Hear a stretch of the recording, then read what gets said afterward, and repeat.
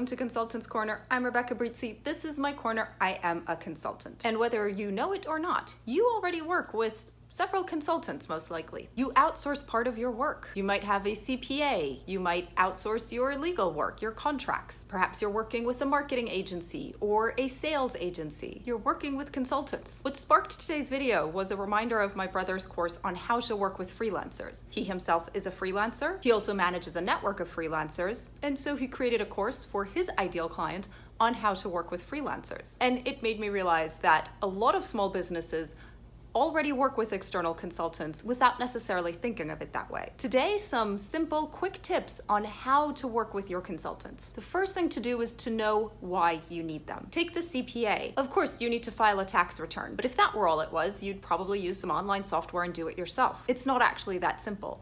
You do require some outside expertise. You are not an expert in accounting or tax preparation. You're an expert in your own business. Use that to know why you are hiring the other person. What are the gaps in knowledge that you need to fill, and what is it that you want to happen for your business? Ask yourself, what is the transformation that you would like to see as a result of working with this external person? The answer to that question is why you are hiring them. Know what that is beforehand, and then be clear about that when you're speaking with that external consultant. The second thing is to know what is expected of you. You need to understand what the consultant will need from you in order for them to be successful, whether it's documents, information, a certain amount of your time, and when this happens. Is it all up front for them to collect information from you and then they can go off and do the work? Will they need access to your time regularly? At what intervals? And for how long? Talk about everything that will be expected of you in this working relationship so that you can manage your own expectations and your own time and resources. Work with somebody that you understand. This comes up because they are doing something that perhaps you don't understand, which is why you're outsourcing it to begin with. But don't accept not understanding because it's in the hands of the expert anyway, so it doesn't matter if you really get it or not. Don't just sit there and smile and nod. You still have to understand what they're doing, why they are doing it, and how it affects your business. So work with somebody with whom you can communicate easily. That might mean that you are interviewing more than one potential consultant until you find the one with whom you click, where you feel that that person is hearing and understanding you,